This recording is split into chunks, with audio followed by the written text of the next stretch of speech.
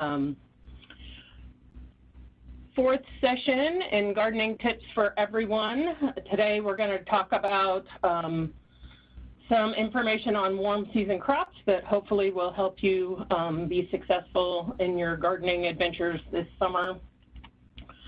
Again, to remind you, you have a whole team of extension educators here in the west central part of Indiana to support you in your efforts, so please reach out to your local county educator or anyone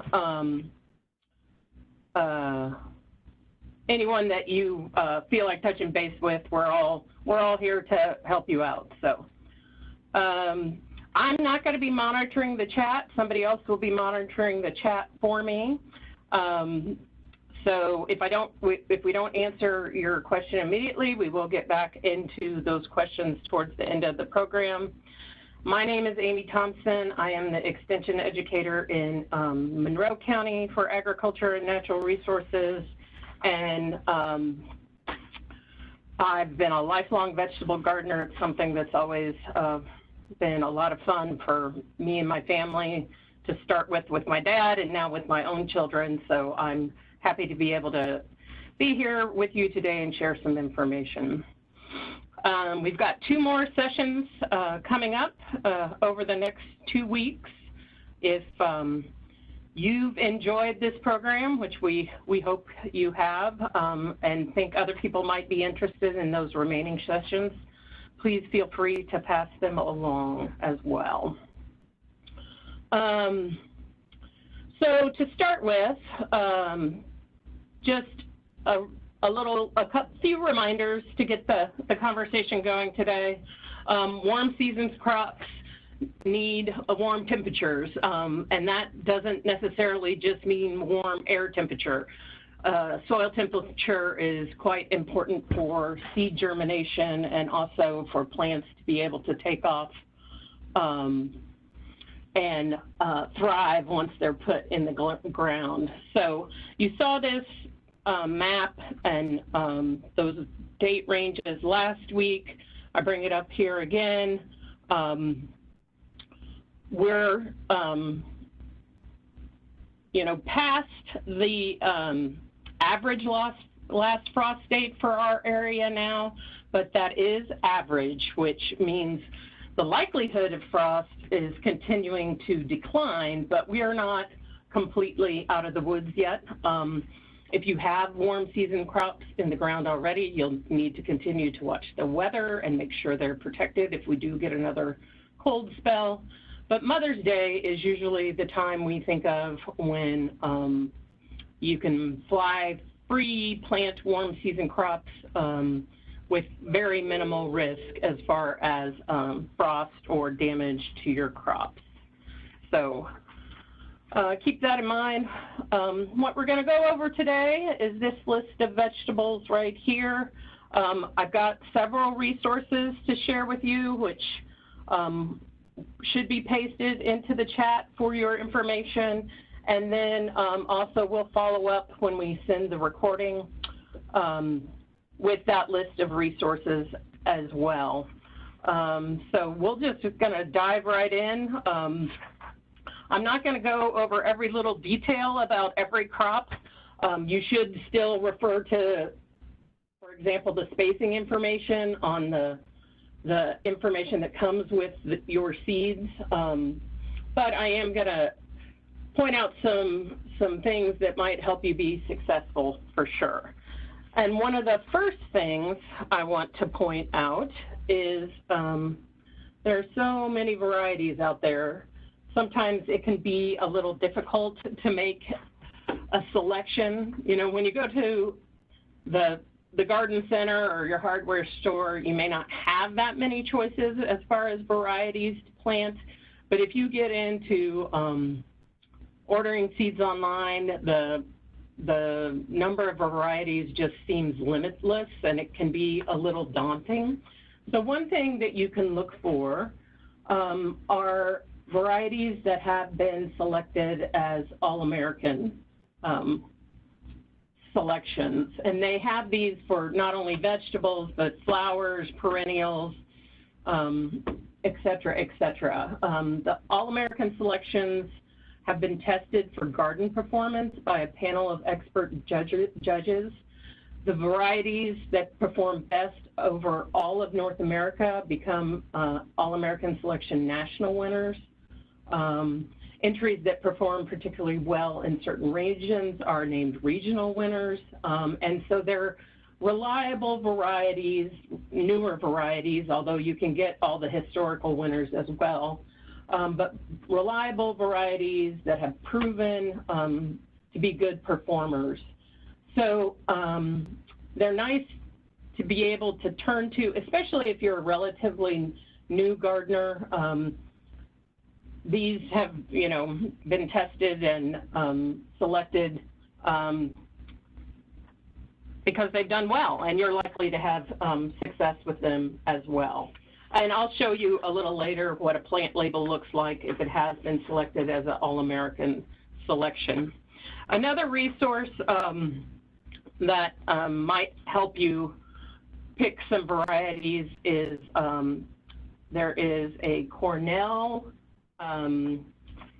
vegetable gardening variety site, and that is based on reviews from fellow gardeners, varieties that they have had success with. So you might want to check that out as well. Jumping into tomatoes. Tomatoes are in the nightshade family, along with peppers, eggplant, tomatillo, and potatoes. And originally, things from this family were thought to be poisonous. When they originally grew tomatoes, they grew them because they used the fruits as ornaments. They decorated with the fruits. But tomatoes are the gateway drug to vegetable gardening. There is absolutely nothing that tastes as good as a Hoosier-grown tomato in the summer, in my opinion. This is probably the most popular garden vegetable for vegetable growers. It is also related to tobacco, and fun fact for you, you can actually pick up disease pathogens if you're a tobacco user from that tobacco that can potentially be transferred to any of the plants in that family. Like I mentioned, tomatoes, peppers, potatoes, eggplant. So if you happen to be a tobacco user, you should wash your hands between your tobacco use and going into the garden. More reasons to wash your hands. We have plenty already, but more reasons. So some additional things to think about as you're selecting tomato varieties. Tomatoes, the varieties that are out there that have two different growth types. There's a determinate type, or also known as a bush type, or an indeterminate or vine type. Determinate type tomatoes typically are smaller. They grow to about 3 to 4 feet high. What's very different about them is that they basically put all their flowers out at one time, and therefore their fruit all becomes ripened at around the same time. Around the same time, meaning over a period of 1 to 2 weeks. These guys don't require a lot of staking because they are sort of bush-like, and they work well in containers. They also work well if you want to do some food preservation. Having your crop ripen in a relatively short period of time can help plan if you want to, make tomato sauce or salsa or something like that. And I'll mention a resource at the end regarding food preservation as well. Indeterminate or vine-type tomatoes, unlike the determinate ones, indeterminate types continue to produce flowers and set fruit throughout the growing season. So you will get, once fruit begins to ripen, you should get a continual progression of production until you run into frost in the fall. This kind of tomato benefits from staking. Otherwise, it'll sprawl and vine along the ground, which it'll still produce fruit, but the staking helps with airflow, which can help prevent disease. It helps keep the fruit clean and off the soil, and it also protects from sun scald, which if fruit is exposed to too much sun, it can get sunburned just like our skin. So the staking helps prevent that, allows the vine to shade the fruit a little bit more. So that's one thing to look at as you're selecting your tomatoes to grow. Do you want your harvest all at once, or do you want it spread out over the season? And then another thing to look for is disease resistance. And you can see here I have 3 different plant labels, 3 different varieties of tomatoes. Hopefully you can see me moving my cursor here. We have Celebrity, Big Beef, and then Cherokee Purple. The first 2 are hybrid tomatoes, and I'll talk about that in just a second. And the third one is an heirloom tomato. You can see on the tag, whoops, sorry. You can see on the tag here, we have a determinate type. So this type might be good for canning. It's going to produce that fruit over a 1 to 2 week period. And then we have 2, I'm sorry, I should use my mouse and not my touchpad. Anyway, we have 2 that are indeterminate, the big beef. So sorry, guys. The Big Beef and the Cherokee Purple are both indeterminate, so they'll produce throughout the season. And then the third thing to notice here on the tag is all these numbers down here, or letters, not numbers. And you can see that they indicate disease resistance. We've got a V, an F, an N, a TMV, and then some additional ones over here. You'll notice that the heirloom does not have any disease-resistant codes there. So what do all those codes mean? You can find lists of disease-resistant codes for vegetables in lots of different places, extension publications, mail order catalogs, etc. My next slide will explain those a little bit. But one more thing I want to point out. On these 2, you can see these are All-American Selection winners here. The Celebrity has gone through that process of being judged and was selected as a winner, as was the Big Beef. So lots of things to notice on the tag that maybe you hadn't taken into account before. And as if you're a beginning gardener, the disease resistance might be something that you want to look out for as well, just because it might help you along in the growing process this summer. So those codes, as I mentioned, there's lots of different places you can find codes related to vegetable disease resistance. I've listed some here related to tomato disease resistance. The V that we saw on the tag stands for resistance to verticillium wilt. The F stands for fusarium wilt. Both of those are fungal diseases. Here we have a T that says it represents tobacco mosaic virus. On the tag, there was a TMV on that Celebrity tomato, which also stands for tobacco mosaic virus. Sometimes there's a little variation in these codes between suppliers, so that might be something you want to look at. But it's handy to know what these mean, get some general understanding of disease resistance. We're going to talk about plant disease and dealing with plant disease and scouting for plant disease in our last session, but it is an important step in planning for your garden, selecting varieties, and can go a ways to ensure that you're going to have success. Other different types of vegetables also have been bred for disease resistance. So don't only look for that in tomatoes, but also look for it, you know, in your peppers and squash and that kind of thing.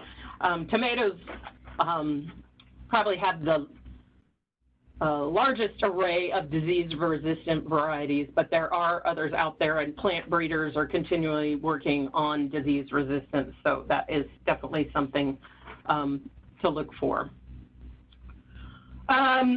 We saw on the tag too the comparison between hybrid and heirloom, and I just want to give a couple definitions of that.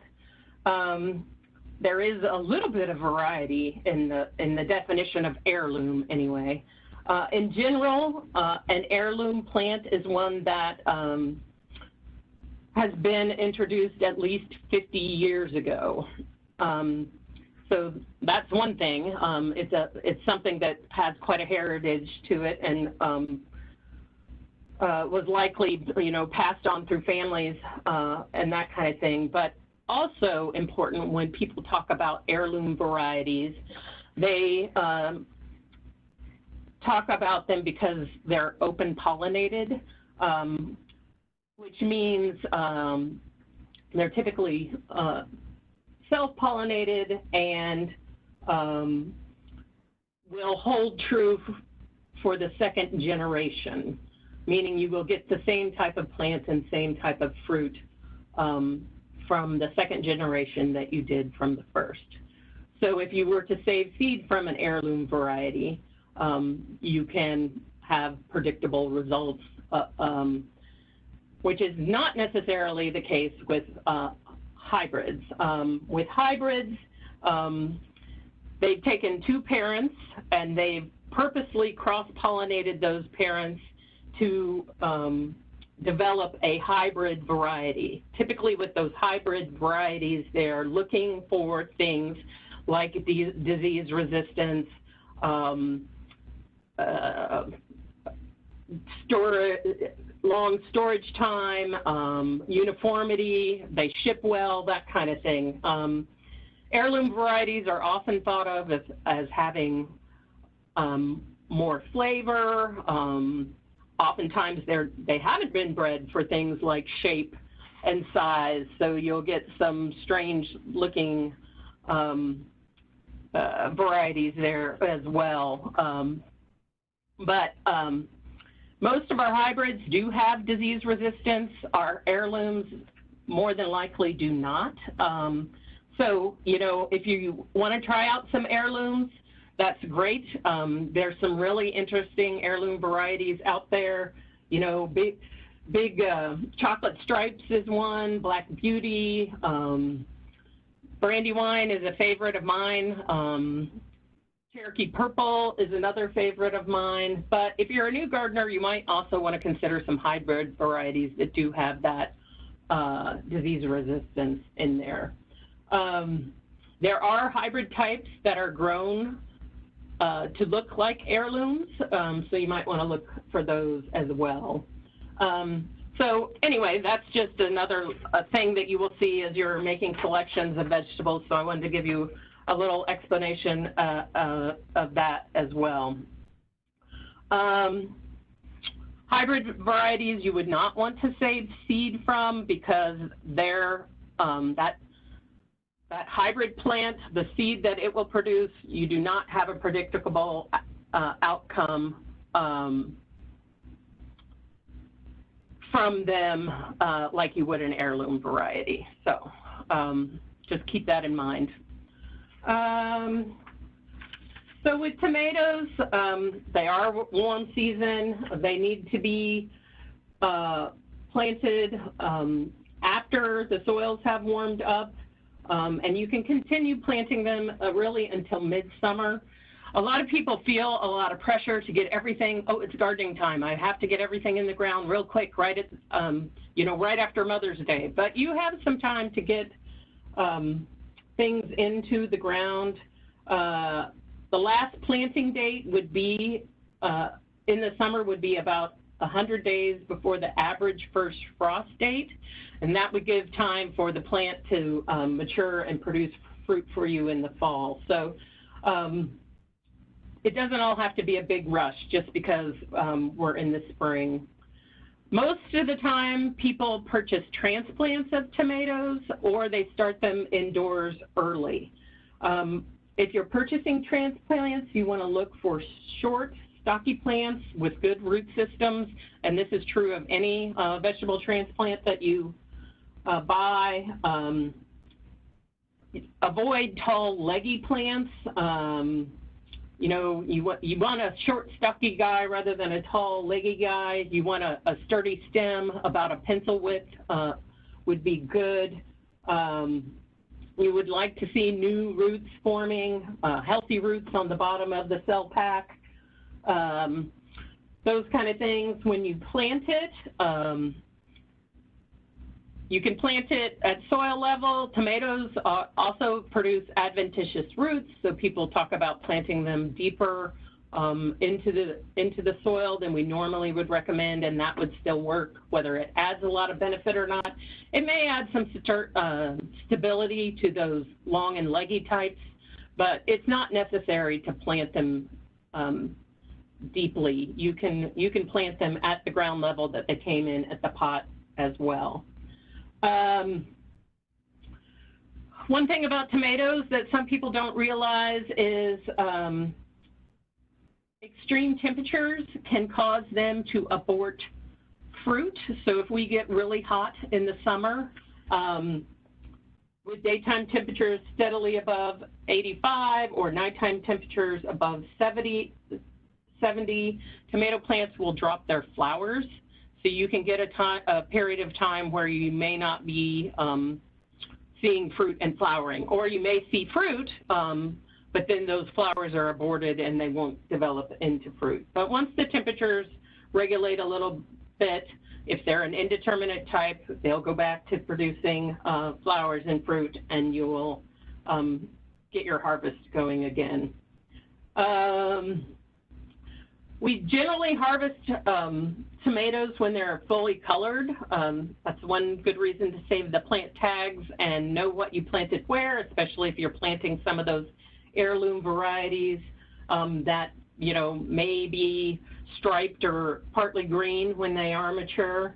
When you do harvest them, they don't need light necessarily to mature. So if you happen to knock off some green tomatoes and you want to go ahead and ripen them up, bring them into your house, that is okay. You want to harvest them by gently twisting the stem or pulling or cutting, depending on how big the tomato is. You do need to be a little careful because sometimes you'll pull a whole lot more of the plant off than you intended to while you are harvesting. So do be careful as you're doing that. There are a number of tomato diseases. We have quite a bit of disease pressure on tomatoes in Indiana, and we'll get into discussions of not only diseases caused by pathogens, but some disorders that can be caused by environmental conditions during that final webinar that we'll be offering. So moving on from tomatoes, going to have to speed up or I'm going to run out of time.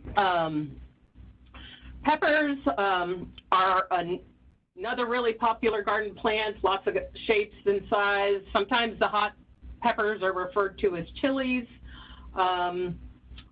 Sometimes I grew up knowing green peppers as mangoes, and I'm sure if you grew up in Indiana, many of you did as well.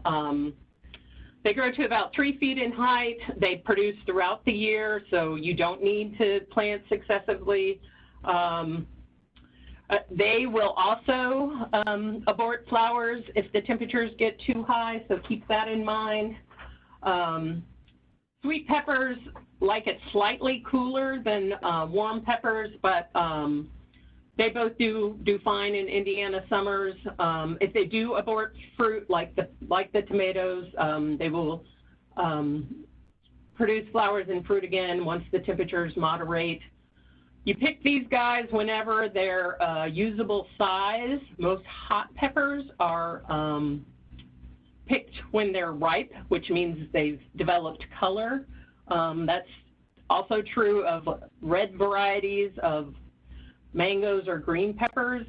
You can pick them when they're green, but if you want them to develop into red peppers, you need to leave them on the plant to allow them to do that and develop that sweeter flavor.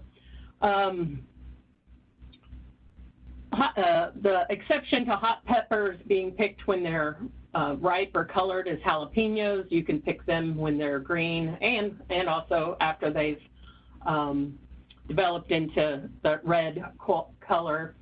If you are handling hot peppers and you're sensitive, you definitely should wear gloves. If you're chopping peppers, you know, to put hot peppers to put in your salsa or whatever, wear gloves. Don't rub your eyes.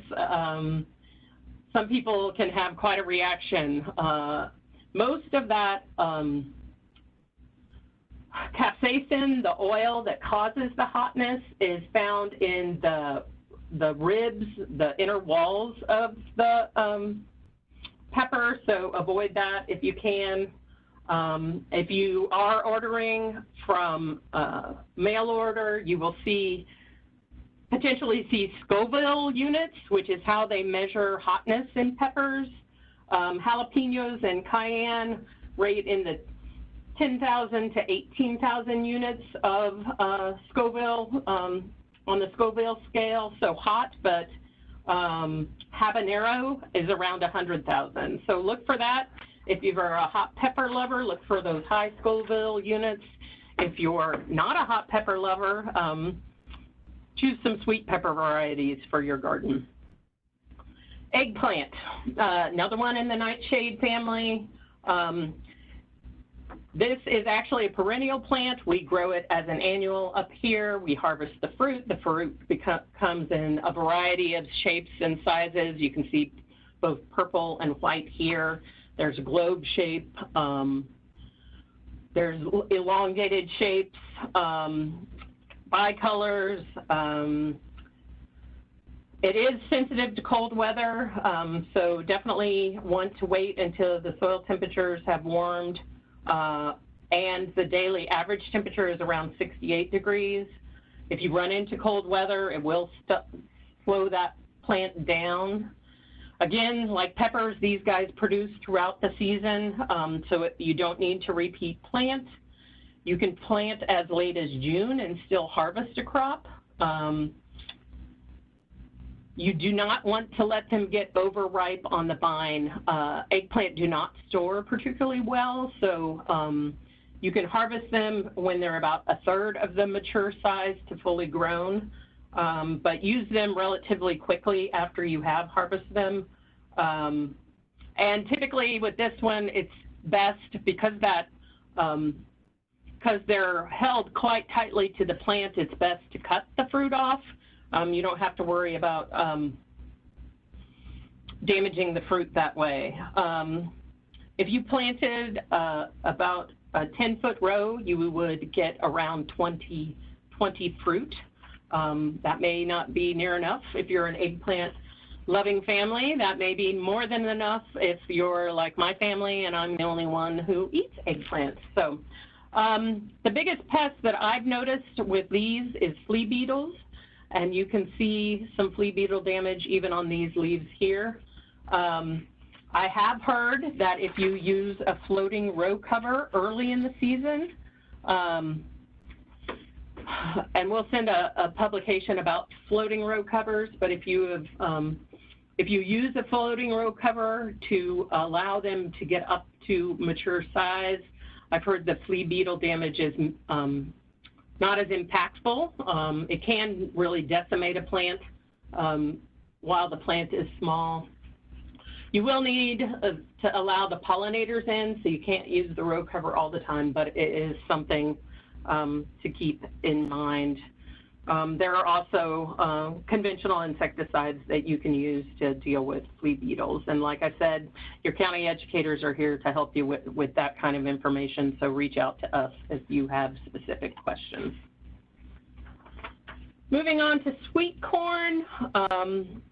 There are a lot of sweet corn varieties out there, of course, and then, of course, we have ornamental corn and popcorn and all kinds of things, but we're going to focus on sweet corn right now. When you look at varieties of sweet corn, you'll notice that they're perhaps listed as sugary, sugary enhanced, and super sweet. And these are varieties that have been developed over time. And what changes in those varieties is the amount of starch to sugar and how long that sugar stays in place. You know, it depends on how sweet you like your sweet corn. If you liked it super sweet, you know, look for those varieties and plant them. And then once you pick them, harvest them or eat them, consume them relatively quickly. The super sweet convert sugar to starch more slowly than something like normal sugary does, but they all go through that process. So sweet corn is best consumed as soon as possible after harvest. I think Kurt mentioned in our very first session on garden planning, sweet corn is wind pollinated. Here is the female part of the plant, the silks. The male part of the plant is the tassels. If you plant sweet corn in one long row, you won't get good pollination. Each little silk represents one kernel on the cob, and so each silk needs to get pollinated to get a full ear of corn. So planting in a block is a better way to ensure good pollination.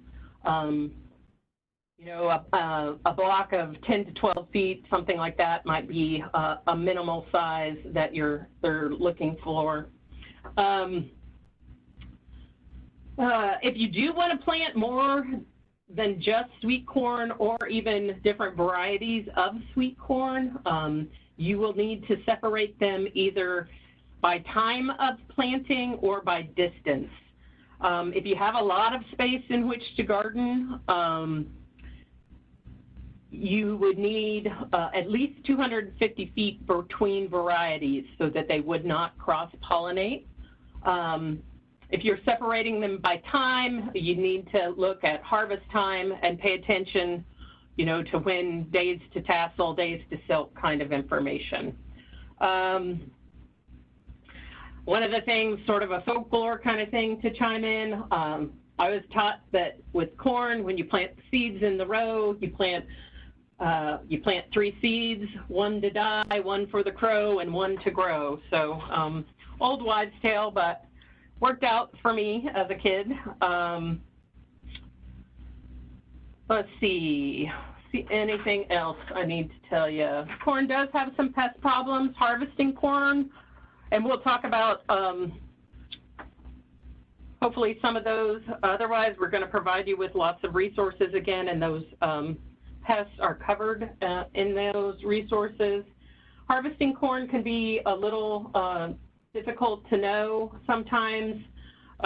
Typically, we tell folks when the silks turn dark brown, they're ready, but you want to be checking them. If the kernels are full and they look good, you don't want to leave it on the stalk longer than necessary, or you might lose some of that good flavor. Okay, next we're on to cucumbers.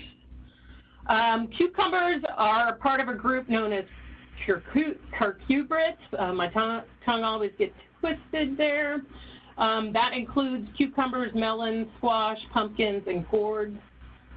Most of these guys have binding stems, and they have little tendrils, like you can see here, that they will use to grab onto things, whether that's a cage or a trellis or another plant. They have developed new bush varieties. Cucurbits can take up quite a bit of space in your garden, so if you're limited on space, you may want to look for those bush varieties so that you can incorporate more plants into your garden. An important thing to know about cucurbits is they all have separate male and female flowers on the same plant. And often those male flowers start blooming first. People will ask, why do I have flowers and no fruit? And it's often with this family because those male flowers start first. Here you can see a male cucumber flower, and this is a female cucumber flower, and you can tell the difference because this is the ovary, which will turn into the cucumber fruit, and you can see that on the end of the flower, even smaller than that. So, so that's how you tell the difference. Bees are the primary pollinators of all the cucurbitaceae, so you need bee activity. If you happen to have flowering during poor weather or something like that, you may get poor pollination, which can end up with misshapen fruits and other things, but hopefully sometimes you can't do anything about the weather, but these guys continue to produce, so you should get a crop through the summer anyway. Again, lots of varieties to choose from on cucumbers, you know, shape, size, in purpose, whether they're for slicing or pickling. There's also, you know, European or hothouse varieties, lemon cucumbers, which are round and look very different from the traditional cucumber. All of them need to be harvested when they're small. If you let them mature, one, they'll turn completely yellow, whether they, that was the characteristic of the variety or not, and they will become likely bitter and full of seeds. So harvesting while they're immature is an important part of cucumbers. Vining varieties can be trained onto a trellis or something like that, which can be helpful with airflow and disease prevention. Also can be helpful in actually seeing what fruit you have to harvest. Sometimes these vining plants get so big, you lose track of how much you do have to harvest, and if you don't harvest regularly, you end up with some big unusable cucumbers. So an estimated yield for cucumbers, a 10-foot row is about 10 pounds. So consider that when you're planting, how many cucumbers can you really use?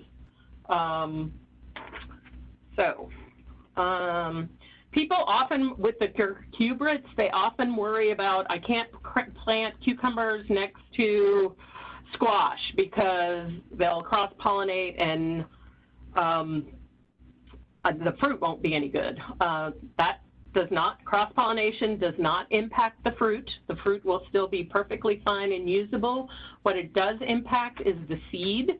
So you would not want to save things, seed from things that potentially cross-pollinated. Watermelon, lots of varieties, you know, as small as the baby hand-sized ones up to 22 pounds. These guys are a tropical species and can actually tolerate heat and drought a lot better than some of the other cucurbits. They can, especially the big varieties, take a long time to mature. So when you're selecting your variety, take that into account. They do need to wait until the soil has warmed up, but we should be in the clear relatively soon with them. You can plant them as late as June in northern Indiana and mid-July in southern Indiana, and still get a crop, depending on variety. These guys will tolerate a slightly lower pH, which can range from 5.5 to 6.8. Most vegetables like slightly acidic soil, 6.5 or so. Do take into account, again, your garden space, because these guys can take up a lot of space. Maybe look for those bush varieties of watermelon as well. This just shows some of the varieties. As far as harvesting goes, the light green curly tendrils on the stem turn brown and dry. You also can look for this yellow patch on the underside. The skin may also become rough, and you can penetrate it with your fingernail when it's ripe. And then lighter melons will turn yellow. Several different ways, and it will vary by variety a little bit about ripeness. But pay attention to what they recommend for that variety. They need to be stored in cool weather or cool conditions, not necessarily cold. The flavor may diminish if stored in cold too long. So, muskmelon, we call this cantaloupe too. That's another common name. There is a different cantaloupe plant that doesn't look anything like muskmelon, but you know, different common names are a conundrum anyway. Honeydew, Crenshaw, cassava are grown the same way as muskmelon, but they take longer to mature and may not be possible to be grown in northern Indiana, even with the early ripening varieties.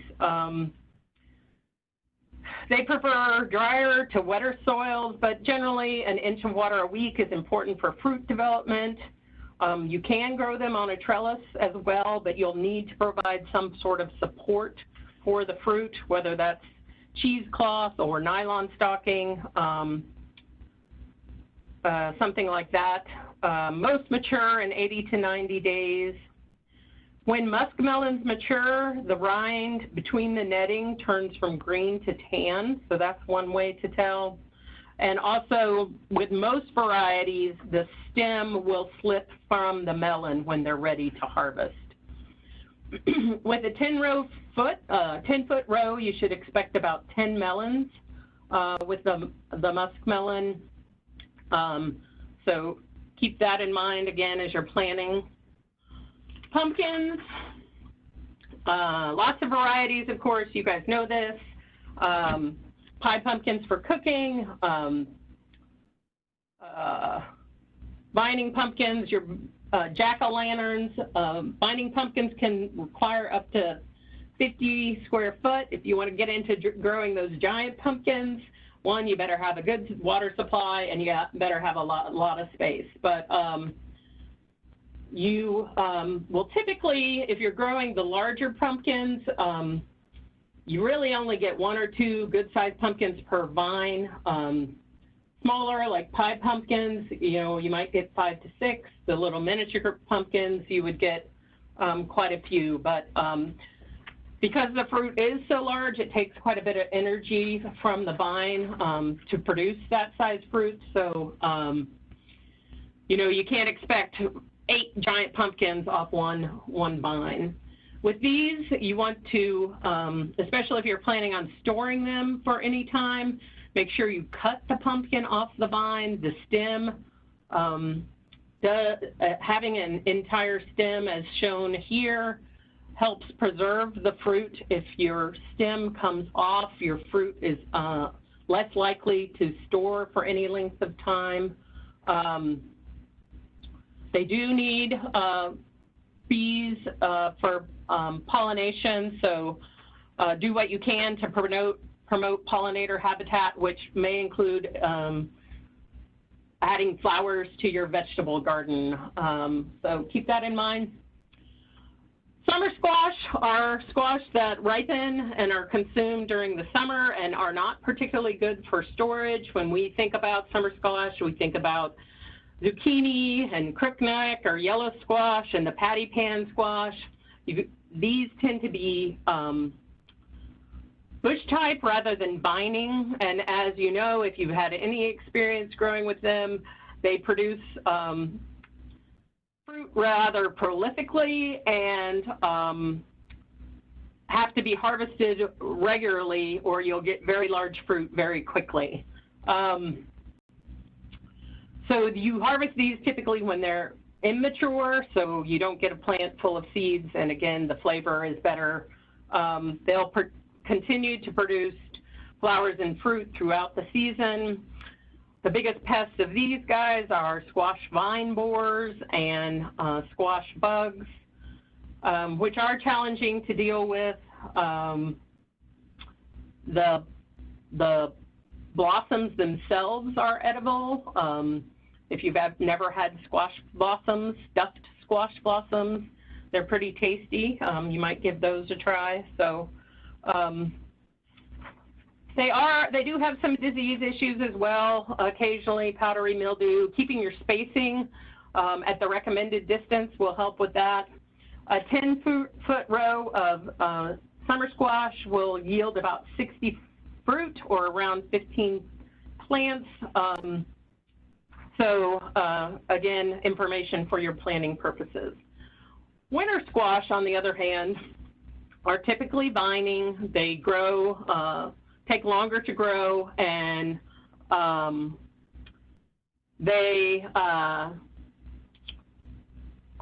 allowed to mature fully on the vine and then can be stored for the winter. So they're harvested from when they're fully mature and the outer rind is hardened. You see some different varieties here: acorn, butternut, and the butternut, Waltham variety of butternut is actually resistant to squash vine borers. They don't really have an interest in that one, so if you don't have a lot of success with other squash, this may be one that you do have success with. I've had tons of squash vine borer problems with my zucchini, and I actually quit growing them for a couple of years, trying to break the pest cycle, but have consistently been able to grow butternut squash with no problem. With these, you harvest when the color is deep and the rind is hard. Cold weather will actually improve flavor into the fall, but you would want to harvest them before a hard freeze, because if you allow them to wait out a freeze, their storage ability decreases. When you store them, you don't want to stack them together. You want to allow air movement around them, so don't pile them more than 2 feet or 2 fruit deep. And again, you get about 10 pounds for a 10-foot row. So, but fun to grow and fun to have, you know, some fruits from the summer all the way into the next spring. I've stored butternut squash for a long time and enjoyed it on those gray February days when you feel like winter will never end. Beans are an easy crop to grow, easy to germinate. You know, plant them directly into the ground. They're in the legume family. Often you will see folks, seed companies, etc., trying to sell you an inoculation, a bacteria inoculation with beans or pea seeds. Most of the time, the bacteria they need to fix the nitrogen is already present in the soil, and you will not need the inoculum. In fact, it's rare that you would need the inoculum. If you've had trouble growing beans, that may be a different story, but most beans grow without that addition in just our Indiana garden soil. This one, beans are typically grown for their immature fruit. They used to be called string beans because older varieties had stringy fibers in them that you had to deal with, pull that string off as you were breaking beans on your grandma's porch. But the newer varieties don't have that string with them. Yellow wax beans are just a color variant of green snap beans and have a slightly waxier pond. Purple beans, which turn green when cooked, which is sort of a disappointment, in my opinion, are also available. You harvest regularly, and this is one that if you have a family that loves beans and you love to preserve things, you'll want to plant a succession throughout the summer because the harvest period is relatively short. Pole-type beans will need support and generally have a longer harvest time period than bush beans.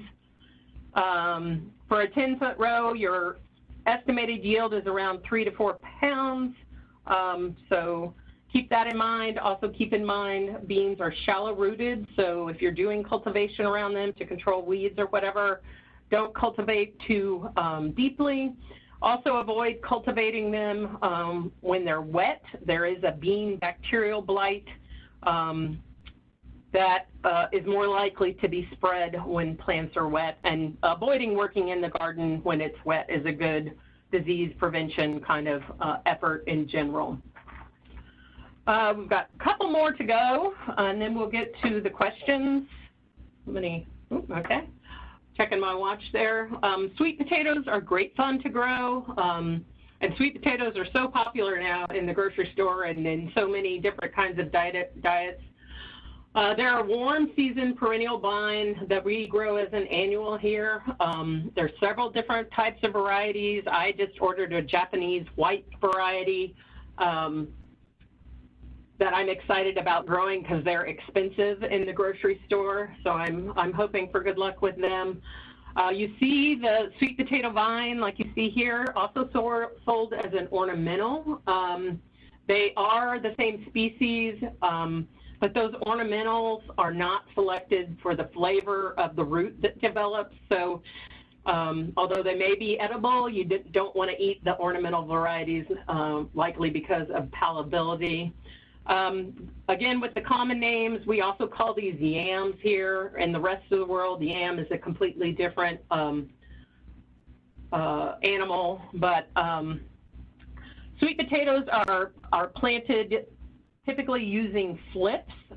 You can grow your own slips from sweet potatoes that you've stored, or you can purchase them, and with purchasing them, hopefully you get a little guarantee that they're more likely to be disease-free than you would if you grew your own or received slips from someone else. They definitely need to go into warm soil. You plant them because, like I said, warm soil, if they're exposed to temperatures below 50 for any extended period of time, they will die. So as soon as the foliage begins to yellow in the fall, you cut them off and you dig up the tubers. The roots do need to be, the tubers need to be cured for good storage capability. And the vegetable encyclopedia that we list as a resource is a good spot, and also the sweet potato publication to get more information on curing and how to go about that. Humidity is important for curing sweet potatoes. That's not the case with curing some of the other things that we grow. This is one that a lot of people don't love, but okra is one of my favorite vegetables. Try roasted okra. If you've always hated okra, try roasted okra. But okra is a pretty vegetable to grow in the garden. It's related to hibiscus and cotton, so you get this pretty flower in there. You get a lot of production. It is a plant that was originally brought from Africa, so it likes the warm weather. We use the immature pod for eating. The mature pod I've seen used more and more for fall dried arrangements. They're quite pretty as you let them dry, so think about that as another use. You need to harvest regularly so that the plant will produce more flowers. If you allow the pods to mature, that slows down flowering and fruit production. And you want to harvest them really when they're no more than 2 to 3 inches long. If you get any longer than that, they get tough and aren't really edible unless you really like chewing your food for a long time. The okra, I've never had a disease or insect problem on okra. It can be a little slow to germinate. I'm actually trying to germinate a hybrid variety here in my office right now, and I keep looking every day and it keeps me waiting. So, It's a fun plant to grow. It gets pretty tall, so you would want it planted on the north end of your garden like you would corn, maybe next to your corn, so it doesn't shade out anything else. Quickly, I wanted to mention herbs. Herbs are generally really easy to grow, easy to find as transplants that you can put into your garden, and they add a lot of flavor to all the other vegetables that you're growing. They grow well in containers, so if you have limited garden space, and maybe you're buying the majority of your vegetables at the farmer's market, you can grow your herbs to season those vegetables with. Things like parsley, dill are also larval plants for swallowtail butterflies. So it's fun to see the caterpillars in your garden. Kids really get into that, so another good reason to grow them. And you can store them certainly for the winter.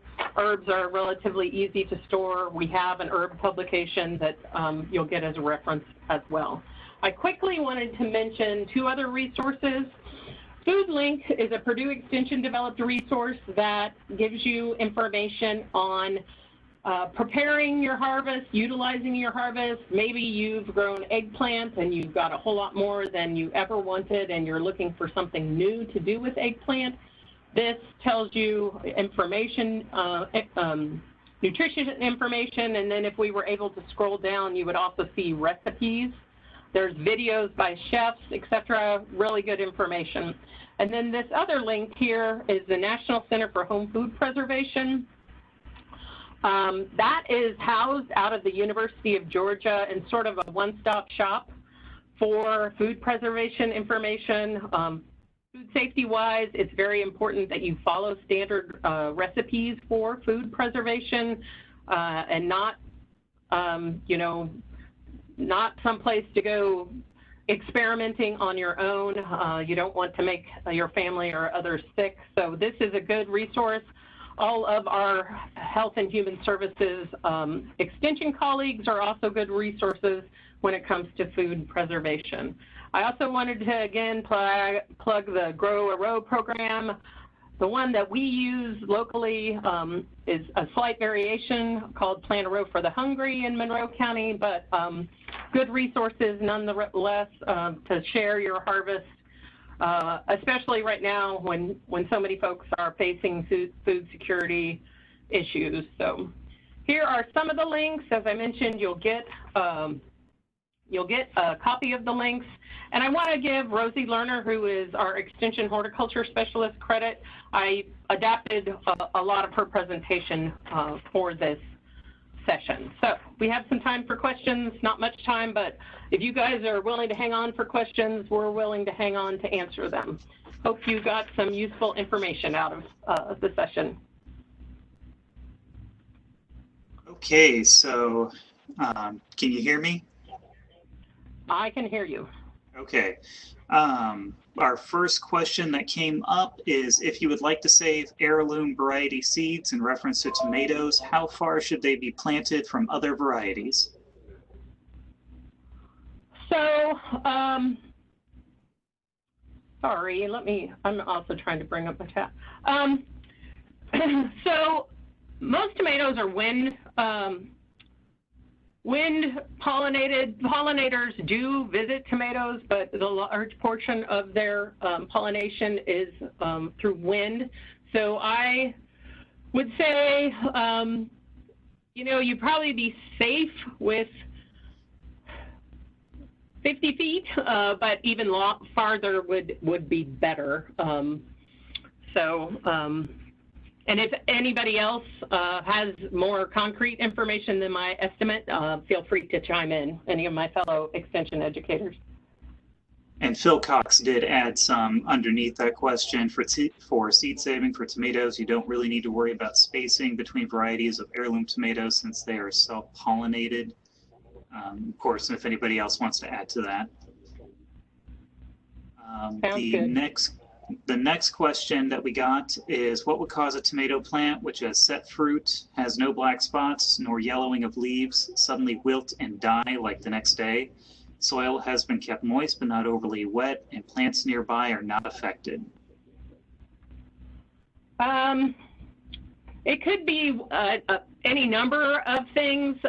You know, if it would happen to be a different variety from the other plants, it could be that it was more susceptible to a fungal disease or a wilt type disease. This is something where it would be really helpful as that problem is occurring. You take digital photos and get in touch with one of us right away. It's really difficult to put that disease puzzle back together from history and really without the visual. And as I mentioned, there's quite a significant amount of disease pressure on tomatoes in Indiana, so narrowing it down is quite a challenge. Unfortunately, sorry I can't be more help there. So our next question is, what are vegetable plants that shouldn't be grown close together?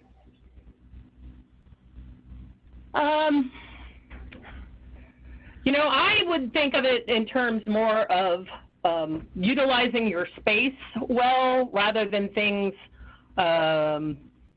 necessarily causing issues for each other.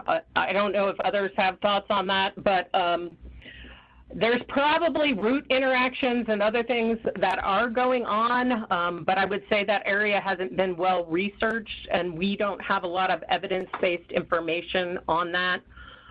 You know, X likes to be planted next to Y, or, you know, Y hates to be planted next to Z.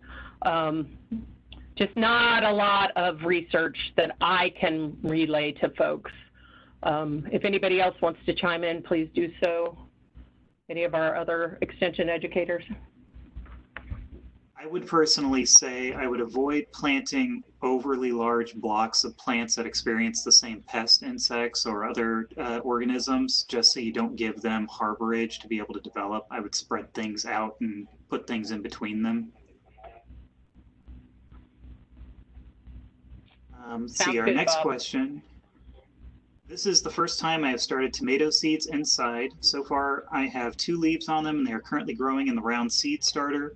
Could you tell me when to move them to a larger seedling container and what type of medium to use? I believe I am to move the whole seedling and medium into the new seedling container. I do not need to take the seedling out of the medium and put it into fresh medium. So you would want to move, you wouldn't want to move it, you have two leaves beyond the cotyledons developed, it sounds like. And you would want to size up slowly. I would probably go ahead and move them into 2-inch pots at this point. As far as the medium goes, you can go ahead and transfer that medium into the larger size pot, and the, you know, if you need additional soil, because that's limited, you know, seed starting mix, potting soil, either one of them will work. Potting soil doesn't have very many, or seed starting mix doesn't have a lot of nutrients in it necessarily. Potting soil may have a little more depending on what type you're using. And then, you know, you can move those, once you grow out those 2-inch pots just a little bit, you can go ahead and start hardening on those off and transitioning them to the outdoors and plant them into the ground, would be what my answer would be. Okay, so for our next question, how far apart should I plant one bell pepper plant and one jalapeno pepper plant? I would look to the sizing either on the seed packet or the, you know, the catalog if you got them from there. If you don't have that information, I would probably plant them at least 18 inches apart. Just because those plants, if they're growing well, will get somewhat large, and you want a little room to maneuver around them also, so that you can, you know, pick and see what's going on. But there's some variability there, so I would refer to any information provided with the varieties. Someone is asking, what could one plant as companions to tomatoes as a pest resistor and as a companion that might benefit it with nutrition? So again, I would say we don't. Somebody else want to chime in? Yeah, this is Phil. I answered that in the box with companion plants with onions, marigold, asparagus, carrot, parsley, basil, cucumber. And I also put a link in West Virginia University chart that has a list of vegetables and their companion plants, or the compatible plants and incompatible plants, basically. So that's in that link is in the chat box. Also, further down, just recently. I would also add, don't think planting different plants next to each other doesn't limit your success. You can have success with any number of combinations of plants close to each other. So, experiment. The best way to learn about gardening is to do it. Okay, our next question, are you done? Yep, go ahead. Our next question is, I understand that rotation of crops year to year is recommended. What should follow what? I.e. tomatoes can be followed by so on and so forth.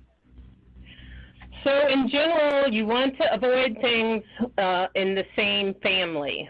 So you would not want to plant, potatoes after tomatoes, or eggplant after tomatoes. Maybe move in with beans because they're completely unrelated. Typically, diseases have what's known as host specificity, so they will attack things in the same genus or family of plants. So in order to break those disease cycles, you would not want to follow up with the same family again and again and again. Hopefully that answers the question. So there's lots of, lots of opportunities to follow things up. Yeah, there's a real good explanation of that on the chat box from Washington State University. There's a link that I put on there. Our next question is, are there any recommendations for deterring squash vine borers? I figured I would go ahead and get this one. Squash vine borer usually rises in late June. They're attracted to the color yellow, so putting out some pans of water that are colored yellow will help you monitor a little bit and see when the moths begin to come out. You can use floating row covers to try to prevent them from laying eggs, though don't try to use them in ground that's already had cucurbits planted in it the previous year. The squash vine borer will just pop out of the ground where they were overwintering, go ahead and lay their eggs anyways. You might consider a second planting in early July to try to just simply have some plants that have avoided those insects coming out. There are a few pesticides that you can't apply to them. You're going to want to time it correctly for their egg laying right around that late June, early July window. You're going to want to apply towards the base of the plant. And as always with any pest, you just want to monitor and keep an idea of how intense your pest pressure is. Let's see. Next question. I grew squash and muskmelons last year in raised beds right next to each other, and they both had a bad case of powdery mildew to the point that I had to discard the melon plants. How far apart should they be grown to avoid passing on the powdery mildew? So powdery mildew is a fungal disease which is largely spread by fungal spores, so it's very difficult to try and limit movement like that. Things that you can do to hopefully limit disease are, good spacing is important, but spacing is not going to be the deciding factor. Doing things like avoiding watering overhead. If you are adding supplemental watering in the morning so that leaf surfaces dry out. Maybe providing a mulch so that if spores are present on the soil surface, they're not bounced up onto the leaf surface when rain strikes the ground. And then preventative fungicides are another option, which we will talk more about during the disease webinar. Chime in, anybody, feel free. Okay, moving right along. Go ahead. I think we'll cover it more in the next segment, but one thing to keep in mind is the best control once you get it started is to remove, the diseased leaflets if you can. Otherwise, you're going to have to go ahead and spray some kind of fungicide or a neem oil or something along those lines.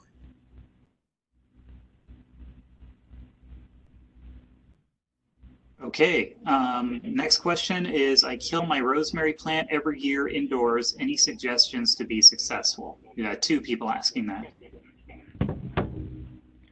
I find rosemary pretty challenging to overwinter as well. The folks that I know who have successfully overwintered rosemary have actually put it in a place outside where there was a warm-ish microclimate where they would get so the south side of their house where they would get reflected heat off their home and bright sunlight, as bright as we get during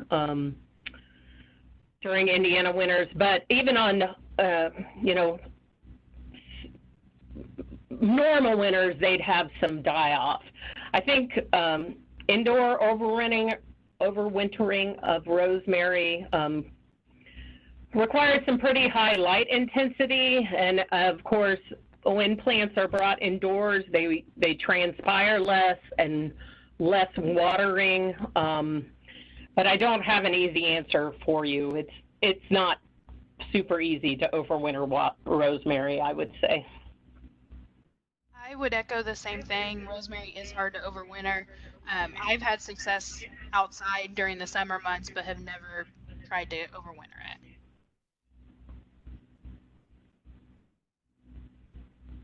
Okay, our next question, what does Purdue Extension think about the square foot gardening method for small spaces? I've never tried it before. I think we actually addressed this one in our first session too. Do you guys recall that one? So square foot gardening is a great way to utilize space. And the square foot is sort of just somebody wrote a book on square foot gardening, but it's just utilizing blocks or wide rows to maximize space so that you have more plants and less row space, I would say. I plant in wide rows at my own home, and it's a good method. Definitely nothing negative I have to say about square foot gardening, and it's sort of an easy to follow plan for newer gardeners or people with very limited space as well.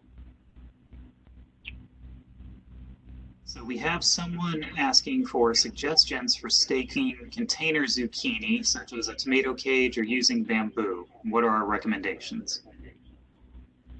So zucchini is typically bushy rather than viney and needing staking, but if you just sort of wanted to hold it up, I'd probably use like a tomato cage, just thinking about the form of the plant and trying to provide some support for the plant. Okay. But it also might depend on your aesthetics. If you're growing it on your front porch, bamboo might be more attractive and might serve your needs as well. So our next question is, I saw an article online about staking summer squash and cutting off leaves below the first fruit. Are you familiar or would you recommend this?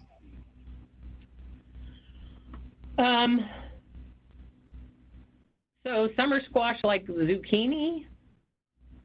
No, I would say no, I'm not familiar with it. I would want to know what the purpose of that would be. We do prune leaves occasionally, like Kurt mentioned, if we're concerned about airflow or disease issues, but I would want more information about the purpose behind cutting off the leaves below the first fruit. So I don't really have an answer other than no, I'm not familiar with it.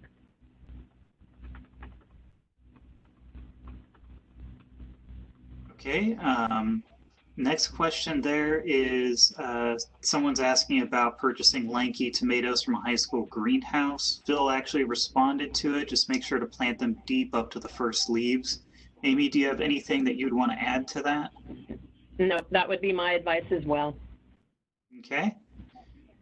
We have someone asking, I've had great success with hot peppers, but always struggled to get sweet peppers to mature. I've even had some start to ripen only to fit part of the fruit starts rotting off, becomes soft and mushy. Is it just too humid? It may be like a fungal problem, which the humidity could play into. But again, it's sort of like that other question, without really knowing more, it's really difficult to diagnose what exactly the issue might be. Sorry. Yeah, that could also be due to the activity of a sap-sucking insect, can sometimes cause a very similar thing. So you're going to want to monitor them and just see what's going on throughout the growing season. And feel free to send pictures to any of the extension educators. Okay, in some seed catalogs, I've seen semi-determinate plants. What is a semi-determinate tomato? So semi-determinate is a relatively new term to me, but my understanding is they are bushy type tomatoes that that produce flowers and fruit throughout the season. So so the form of a determinate, but the fruit production of an indeterminate is what I understand a semi-determinate tomato to be. If someone else wants to chime in, of course, welcome their input.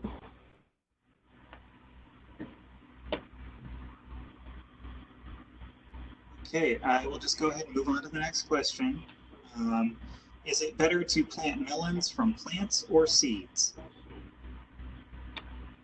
You can have success either way.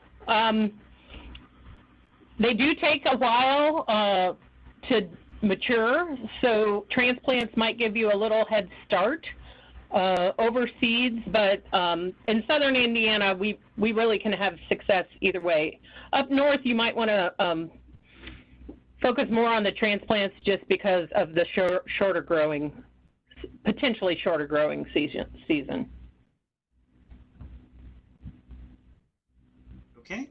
Will bell pepper taste spicy if I grow a ghost pepper beside it? No, that does not impact flavor of the plant. If you took seeds from that bell pepper and tried to grow them next year, you might get a spicy pepper, you might not. That is what would be impacted, is the next generation, because that's where the genetics would mingle when those the pollen from one plant and the ovary from the other come together, produce seed. That's when those characteristics of those two parents would come through. All right. Next question is, do we have recommendations of a source for light row cover fabric for pest control, not to hold heat? So yes, there are definitely different types of row cover out there. There are some that provide a bit of thermal protection, and then there's a very light kind that just are more of a cover to prevent insect problems. You know, you can find them with most seed companies anymore. They offer a variety of types of row cover. You can even, I've seen it in like big box stores lately. You just want to look at the specifications on it and make sure it is really for insect protection and not thermal protection.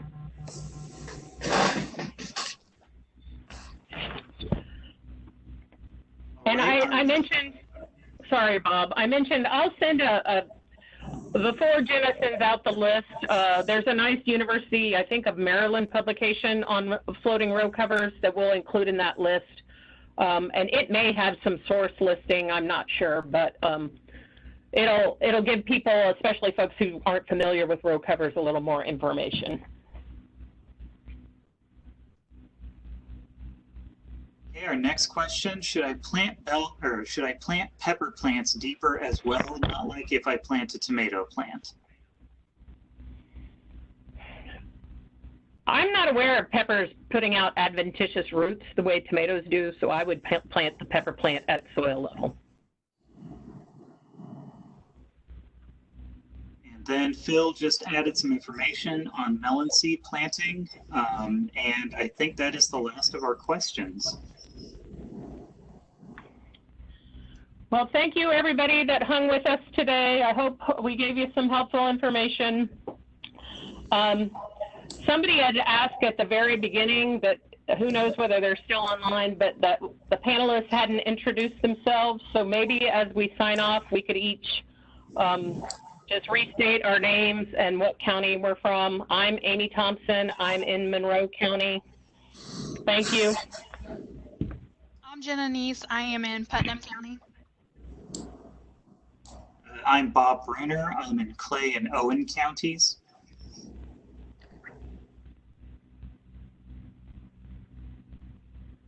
I'm Dana Gattican. I'm in Vigo County.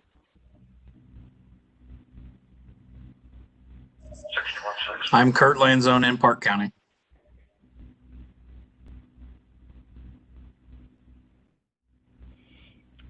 And then Phil Cox from Vermilion County has chimed in several times today, and our colleague from Greene County, Sadie Davis, had another commitment, but she certainly is a resource for you as well. We will see you next Thursday when we will talk about gardening for pollinators. Thanks, everybody. Thank you all for coming.